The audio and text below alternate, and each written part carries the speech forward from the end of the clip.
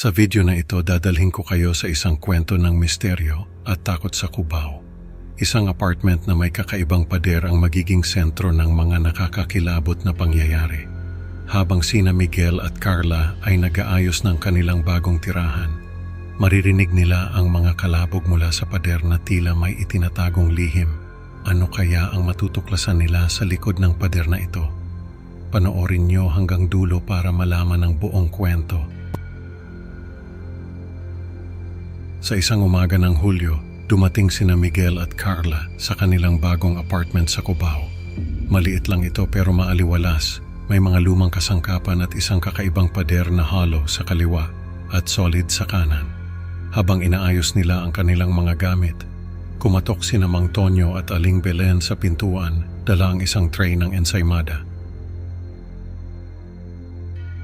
"Salamat po sa ensaymada, Mang Tonyo, Aling Belen," sabi ni Carla habang tinatanggap ang tray. "Mukhang masarap po ito." Mainit ang pagtanggap ng mag-asawa at nagkuwentuhan sila tungkol sa buhay sa Cubao. Habang nag-uusap, napansin ni Miguel na tila may mga kwento ang mag-asawa tungkol sa mga dating nakatira sa apartment.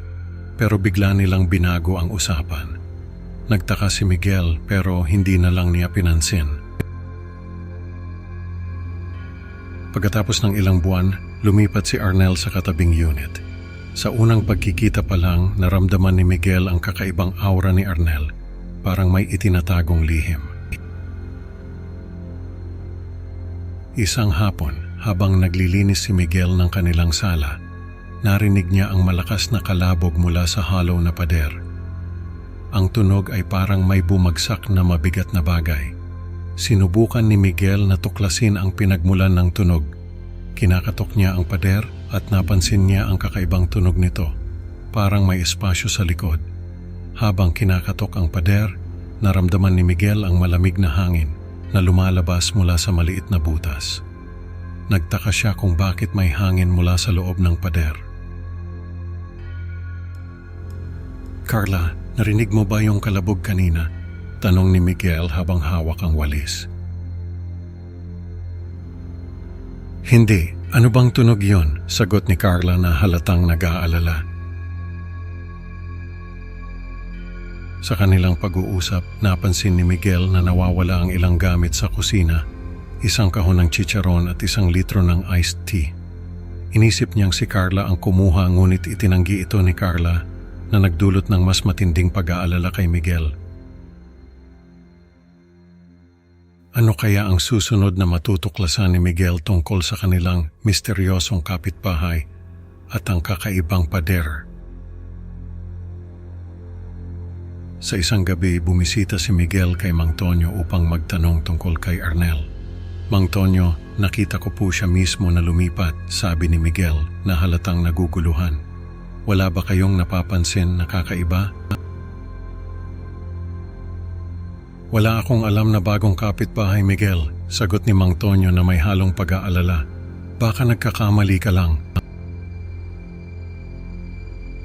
Nagdesisyon silang puntahan ang apartment ni Arnel. Kumatok sila ng ilang beses ngunit walang sumasagot. Ang katahimikan ay nagdulot ng kaba kay Miguel. "Mang Tonyo, sigurado po ba kayo na walang bagong lipat dito?" tanong ni Miguel na halatang naguguluhan. "Wala akong alam na bagong kapitbahay, Miguel," ulit ni Mang Tonyo. "Baka naman may ibang dahilan kung bakit hindi siya sumasagot." Kinabukasan, sinabi ni Aling Belen kay Miguel na nawawala si Mang Tonyo. Nagsimula ng maghinala si Miguel kay Arnel at tumawag ng pulis upang mag-imbestiga sa nangyayari. Ano kaya ang matutuklasan nila sa apartment ni Arnel? Dumating ang mga pulis kasama ang building manager at sinuri ang apartment ni Arnel. Ang lugar ay tahimik at tila walang tao. "Mukhang walang tao dito," sabi ng isang pulis habang iniikot ang kanyang tingin sa paligid. Binaklas nila ang hollow na pader at natagpuan si Arnel katabi ng napinsalang katawan ni Mang Tonyo. Ang eksena ay kakilakilabot. May dugo at mga piraso ng chicharon at iced tea na nagkalat sa paligid. Diyos ko, ano to? Bulalas ng isang pulis habang tinitingnan ang eksena. Tawagin ang Soko. Napansin din nila ang mga lumang larawan at gamit na tila pag-aari ng mga dating nakatira sa apartment na nagbigay ng mas maraming tanong kaysa sagot. Inaresto si Arnel at hinatulan ng kamatayan, ngunit ang takot at kaba ay nanatili sa mga residente ng apartment. Ang mga tao ay nagtipon sa labas, nag-uusap-usap tungkol sa nangyari. Hindi ko akalain na ganito ang mangyayari, sabi ng isang residente habang nakatingin sa mga pulis na nag-iimbestiga. Ngunit kahit na naaresto na si Arnel, hindi pa rin natatapos ang bangungot ni Miguel. Kahit na naaresto si Arnel, patuloy na nakakaranas ng paranoia at mga halusinasyon si Miguel. Tuwing gabi nakikita niya ang imahe ni Arnel sa bawat sulok ng kanilang apartment. Carla, andyan na naman siya, bulong ni Miguel habang nanginginig. Walang tao diyan, Miguel. Tahan na, sagot ni Carla, pilit na pinapakalma ang asawa. Humingi si Miguel ng tulong sa isang therapist, ngunit nananatiling haunted ng mga pangyayari. Miguel, kailangan mong harapin ang iyong takot, sabi ng therapist. Hindi ka makaka-move on kung hindi mo ito gagawin. Sinubukan ni Miguel na magsagawa ng mga ritual na pangalis ng malas, ngunit walang nagbago. Lalo lang siyang natakot. Wala na bang ibang paraan? Tanong ni Miguel. Halos mawala na ng pag-asa.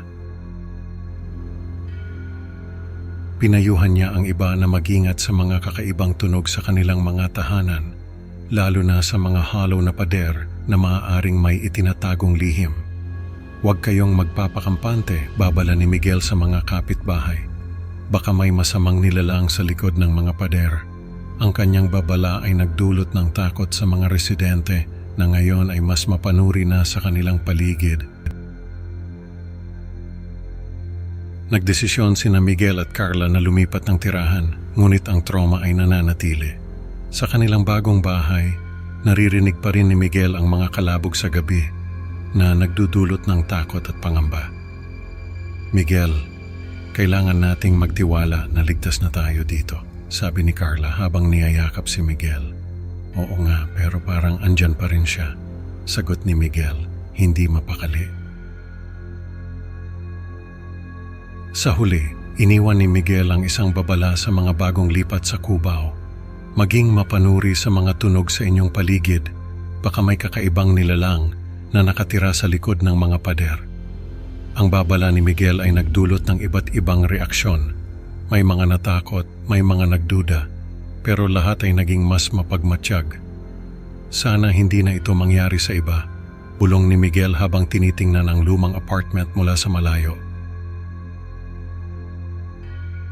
Ang babala ni Miguel ay nagdulot ng takot at pangamba sa mga bagong residente, ngunit ito rin ay nagsilbing paalala na maging mapagmatsyag sa kanilang kapaligiran. Sino nga ba ang makakapagsabi kung ano ang nasa likod ng mga pader? Ang kwento ni Miguel at Carla ay nagtuturo sa atin na maging mapanuri at huwag baliwalain ang mga kakaibang tunog at pangyayari sa ating paligid. Maraming salamat sa pakikinig, mga ka-creepy. Huwag kalimutang mag-like at subscribe para sa mas marami pang nakakatakot na kwento. Can't wait to see you sa susunod na upload. Hanggang sa muli, mag-ingat kayo sa mga pader, baka may nagmamasid.